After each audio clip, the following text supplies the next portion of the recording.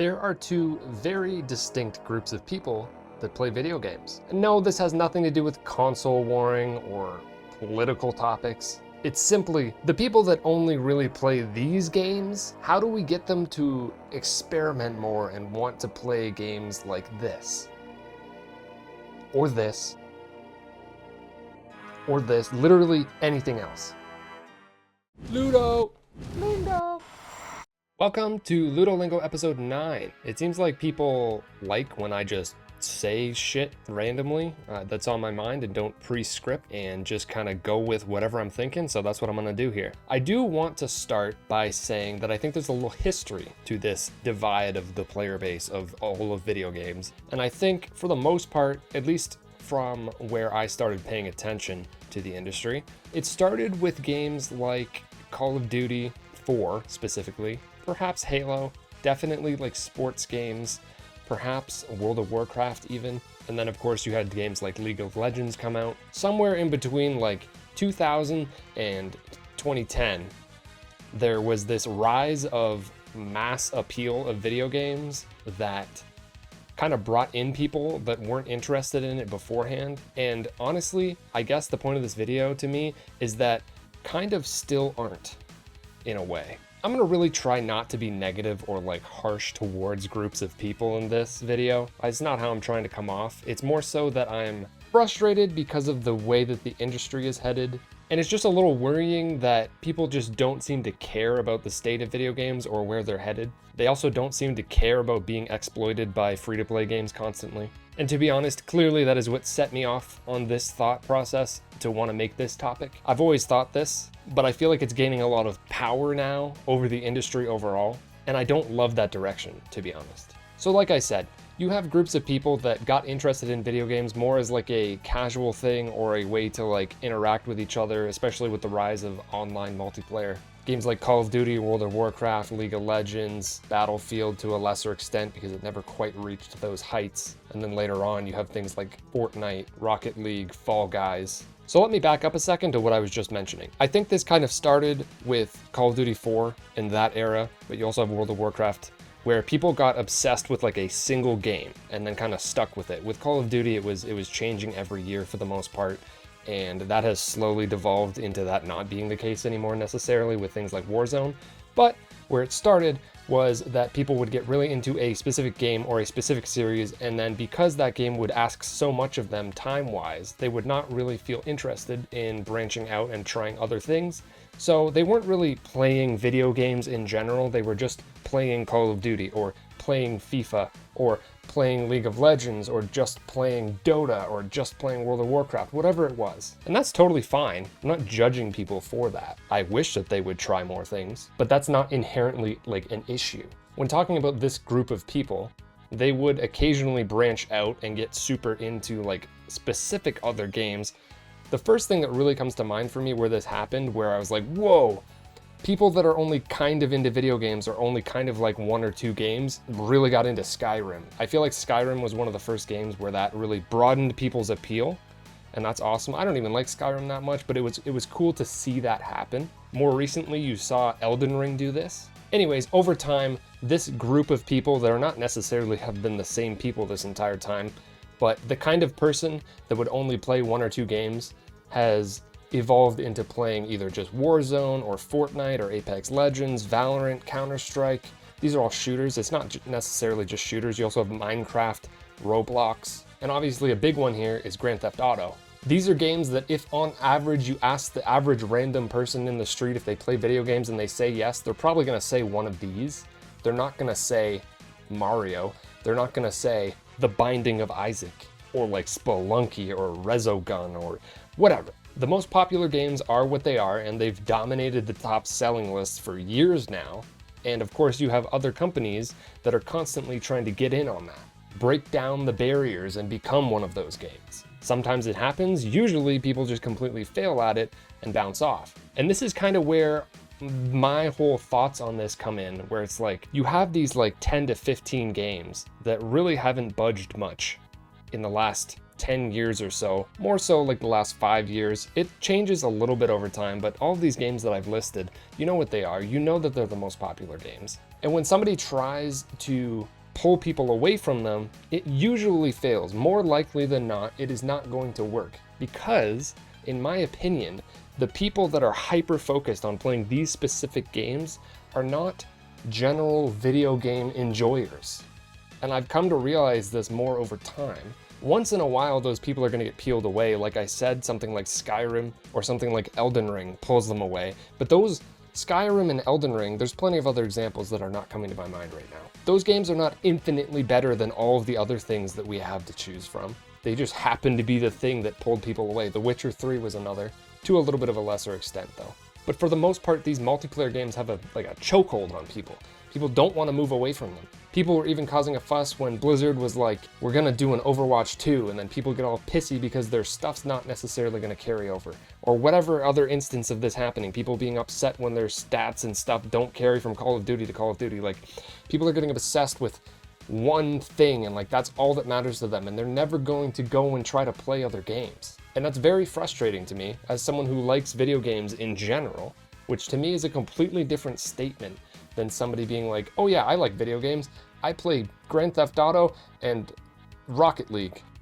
And I have been for the last 8 years. Like, I do find that strange, and like that's a completely different mindset to have. Like, not knowing anything really about Nintendo or Microsoft or Sony and how they operate. Like, you don't have to be as interested in video games as I am.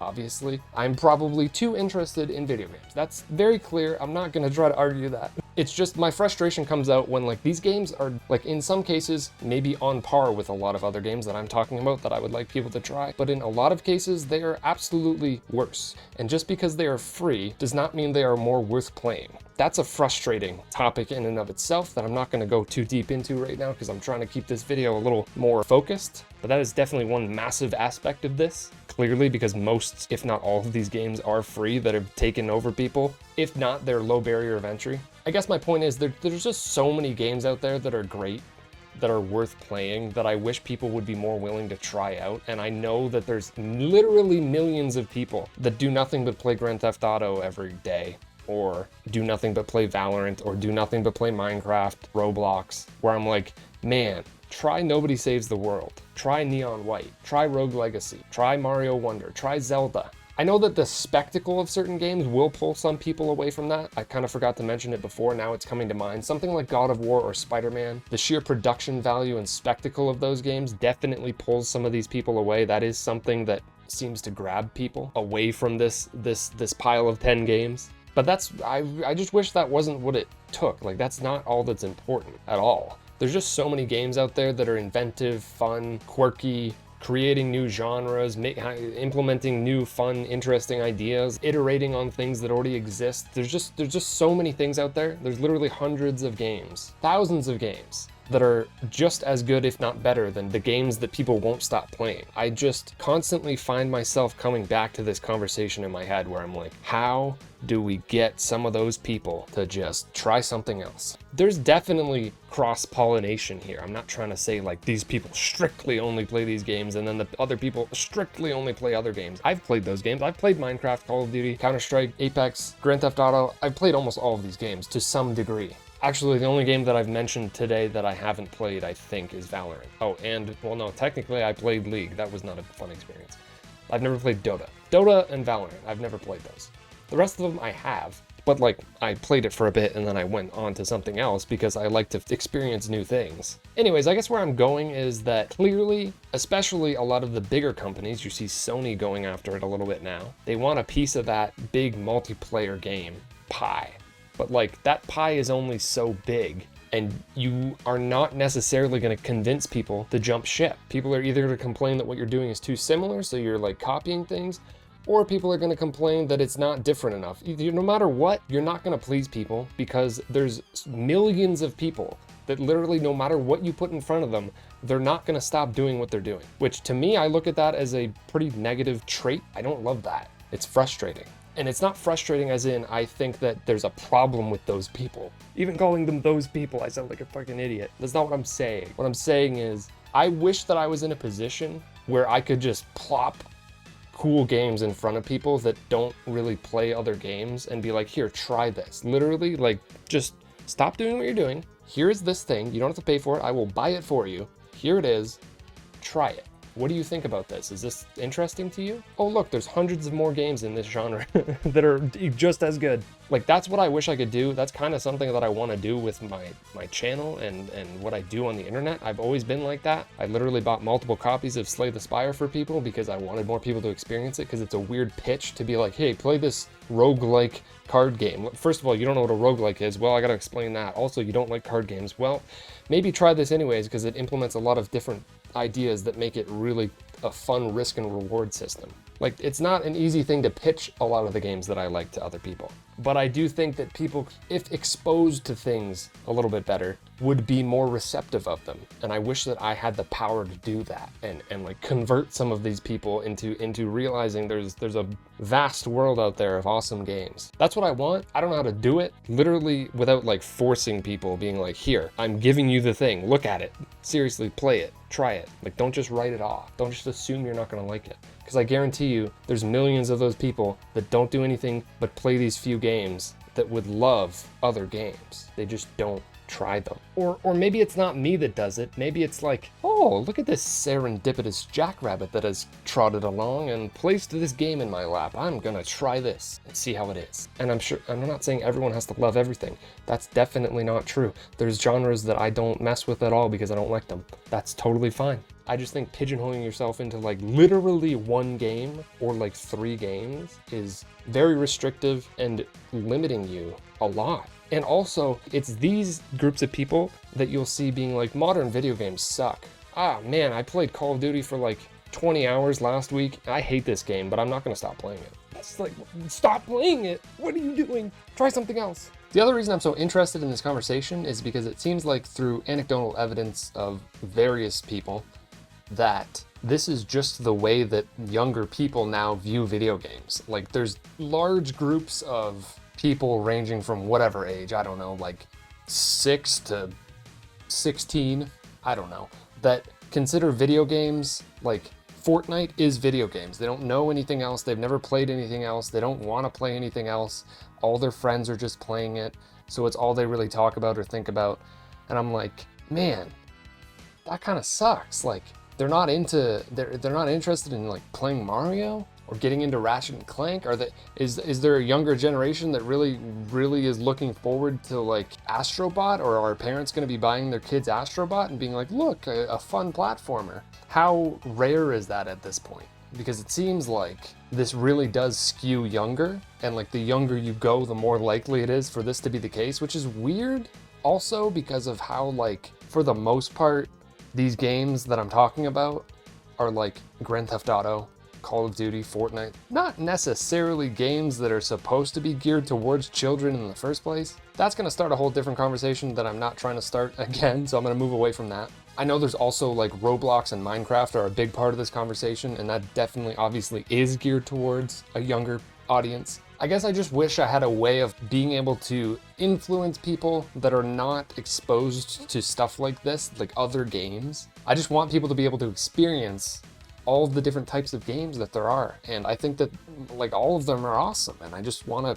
spread the joy of video games and it not just be one thing. And I don't know how to do it. I don't think that it's necessarily possible, but here I am with that as a reason for wanting to make videos in a way. It seems like the industry is headed in a bad direction, lots of layoffs, less sales for games that are actually pretty great, but they don't get to like proliferate themselves. Like Hi-Fi Rush is incredible, and now Tango's gone. What?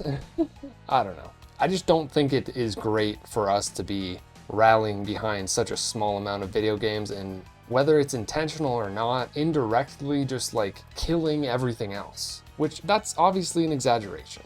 I know. Seriously, I know I'm just being hyperbolic right now, but like it contributes to that. And I want to try to help that not happen, I guess, but I don't know how. And I'm just making videos, and that's my contribution. I don't know. This is a little bit of a rant. I hope I got my point across. I hope I wasn't too harsh sounding. It's not what I'm trying to say. I think that given the opportunity, people could enjoy video games in general a lot more, and it would be very beneficial to the industry if that were to happen. This is the core of a lot of issues with video games these days, and it's not really talked about in this way, and I find that odd because it seems extremely obvious to me. The reason that like a lot of games aren't able to proliferate themselves is because people aren't giving them a chance because they're so locked up with these 10 to 15 games that just won't go away, that I wish would just kind of go away. Like we need new stuff, man. I don't get it. I just don't get it. If you disagree completely, feel free to let me know. If you agree completely, feel free to let me know. It would be reasonable actually for you to not agree or disagree completely. I would hope that that's the case. I don't know what I'm saying anymore. Feel free to follow me on Twitch. Feel free to follow me on Backlogged, where I post reviews of every game that I've ever played. And feel free to support me on Patreon. I've updated everything, and it is now more reflective of what I'm doing on YouTube. If you want to contribute to my YouTube videos, perhaps you should give it a peep. Thank you to those that are currently supporting me on Patreon: Hookie, Scion, Max, and Kinoth. And good night.